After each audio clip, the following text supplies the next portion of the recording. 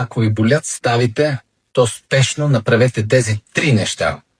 Ако сте на повече от 50 години, то почти 100% имате първа и втора фаза на артроза.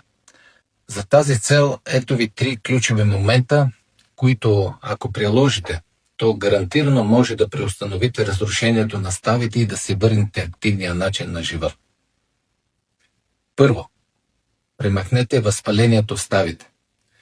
Всяко възпаление в ставите ускорява износването и деградацията на ставния хрущял в пъти. Затова куркумин, босвелия, брумелин и вода на гладно сутрин намаляват оттока, намаляват болката, блокират разрушенията и подготвят ставата за процеса на възстановяване.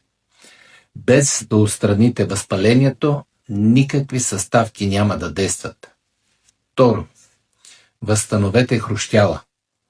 Именно той отговаря за защитата и подвижността на ставите. Тук най-добре работят неденатурирания колаген тип 2, глюкозамина и хиалуроновата киселина. В резултат на действието им ще имате по-висока плътност на хрущяла, намалена скованост и връщане на естествената гъвкавост на ставата. 3.